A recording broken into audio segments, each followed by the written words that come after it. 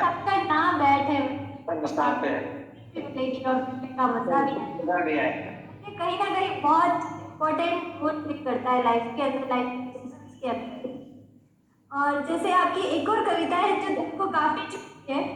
आपकी एक कविता है जिनकी कुछ लाइनें इस प्रकार है कि कुछ अनजान रास्तों का सफर तय कर लेना चाहिए, लगता है डर अनजान का तो डर लेना चाहिए। डर तो लेना क्या चाहिए। आपने रियल लाइफ में भी ना सोचे समझे अनजान रास्तों पर रिस्क लिया है, या आप रिस्क लेने पर यकीन करते हैं जब आपने अपने फुट रूप में अपना पहला स्टेप कर था? तो ये आपके लिए कैसा था, मतलब एक्सपीरियंस कैसा था? हाँ, डेफिनेटली। तो काफी कई कई ऐसे किस्से हैं मेरे साथ, मेरे पास, जिनमें मैंने अनजान रास्तों का सफर किया और फिर बाद में पछतावा भी काफी हुआ लेकिन मजा भी काफी आया, क्योंकि आप when you are a story teller तो आपके पास किस्से होने चाहिए, चाहे वो गुड हो या बैड हो, राइट।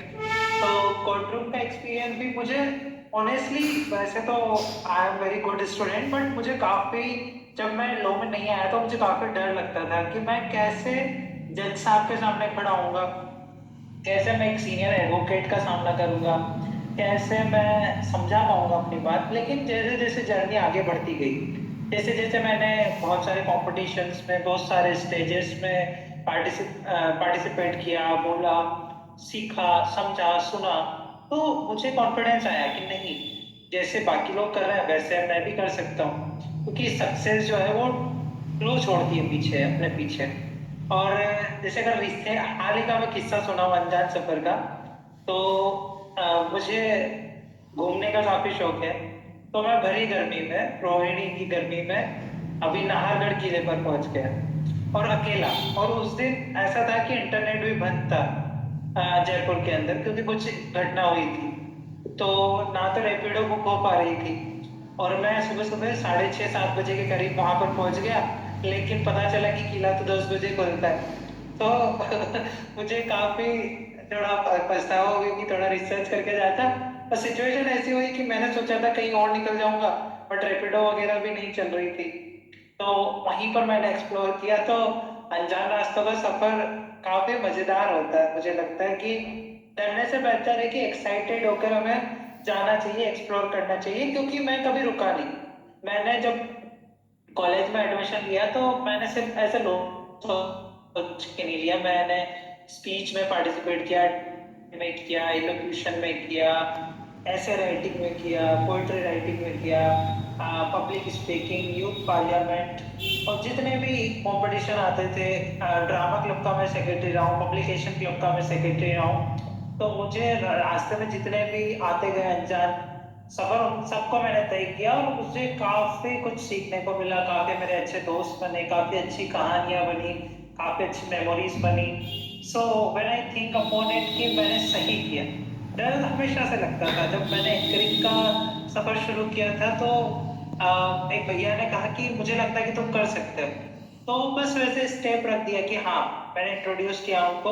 और वो जर्नी मुझे काफी बड़े स्टेजेस तक ले गई। मैंने प्रोफेशनल एंकरिंग की जिसमें मुझे पैसा मिला, तो वही अनजान रास्ता था जिसने मुझे यहाँ तक पहुंचाया। बहुत बढ़िया। जैसा कि आप एक लॉ स्टूडेंट भी हैं और प्रैक्टिस भी कर रहे हैं कोर्ट में, तो लॉ स्टूडेंट्स के लिए आपकी तरफ से कोई एडवाइस जो उन्हें फॉलो करनी चाहिए और सक्सेसफुल जर्नी में लॉ? डेफिनेटली, अगर लॉ स्टूडेंट्स के लिए एडवाइस की बात करें, वैसे तो मैं खुद को देता रहता हूँ, वही एडवाइस मैं दूसरों को भी दूंगा कि आपको एक अच्छा रीडर बनना होगा, अवेयर रहना होगा चीज़ों को लेकर, सिर्फ लॉ से नहीं, बाकी सोशल रियलिटीज के बारे में पता होना चाहिए।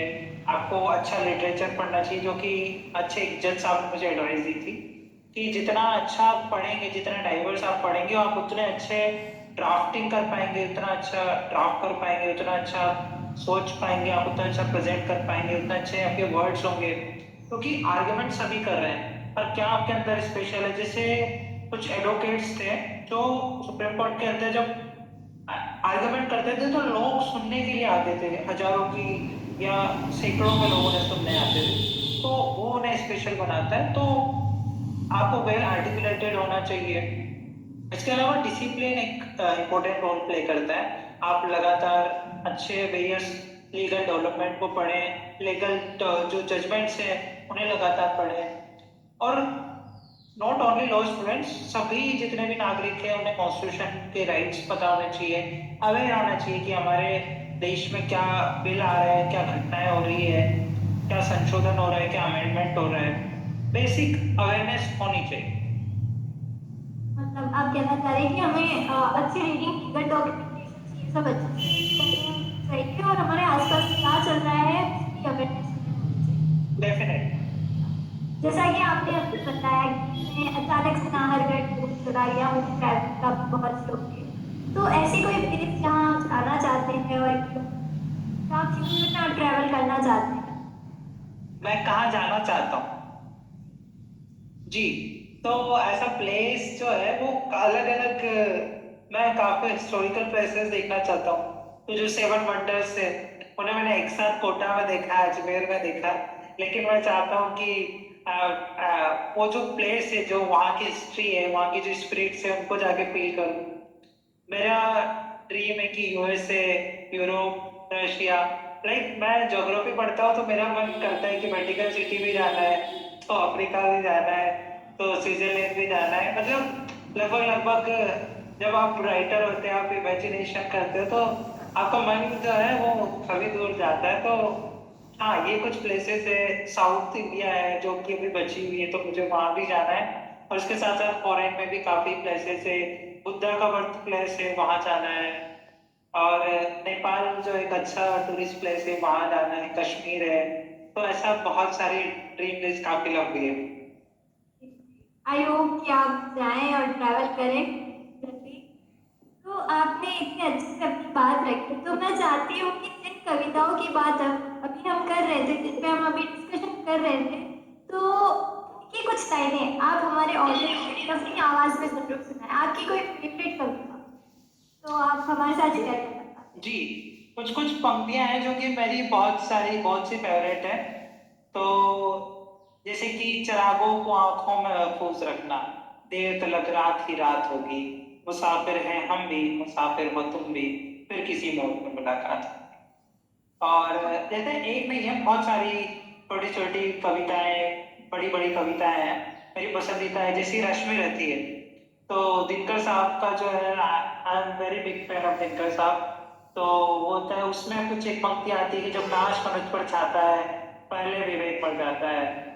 और इसके अलावा जैसे कि नर हो न निराश करो मन को, मैथिली शरण गुप्त जी की कुछ पंक्तियां हैं। और जैसे हजारी प्रसाद द्विवेदी जी की है कि कोशिश करने वालों की कभी हार नहीं होती, नन्ही सी चींटी जब दाना लेकर चढ़ती दीवारों पर 100 बार फिसलती है, मन का विश्वास रगों में साहस बढ़ता है, गिर कर चढ़ना, चढ़कर गिरना ना उसे करता है, आखिर उसकी मेहनत बेकार नहीं होती, कोशिश करने वालों की कभी हार नहीं होती। और मैं ऐसी बहुत सारी छोटी छोटी बड़ी पंक्तियां हैं कि जैसे कि अगर कुछ एटीट्यूड वाली अगर शायरी है तो राहत इंदौरी साहब की है कि खिलाफ है तो होने दो, जान थोड़ी है ये सब दुआ है, आसमान थोड़ी है। और कुमार विश्वास जी की कविता है कि कोई दीवाना कहता है, कोई पागल समझता है। उनकी कुछ एक पंक्ति है कि तुम अगर नहीं आई गीत गा ना पाऊंगा, बांसुरी चली आओ। और ऐसी बहुत सारे कवियों की, और मैं लगातार सुनता रहता हूँ और मुझे बहुत आनंद मिलता है सुनने को। बहुत सारे जो शायर हैं अभी के, हाल ही के। और मेरी खुद की कविताएं भी मुझे इंस्पिरेशन देती रहती है कि हर हार एक जीत है, ये हर हार एक जीत है, ये सीख नहीं है रीत है। कि हार जो है, हार नहीं होती है, जीत होती है। फिर मैं लिखता हूँ डाइवर्स कि हम ये कैसा समाज बुन रहे हैं, स्वतंत्रता के नाम पर ये क्या चुन रहे हैं, क्या यही है वो आजाद और स्वतंत्रता भारत जहाँ हम प्रेम के नाम पर कत्लेआम सुन रहे हैं, जहाँ हम प्रेम के नाम पर पहाड़ों से धक्का देना सुन रहे हैं। तो ऐसी बहुत सारी जो डाइवर्स जो कविताएं हैं वो मेरी बेहद प्रिय है। जी।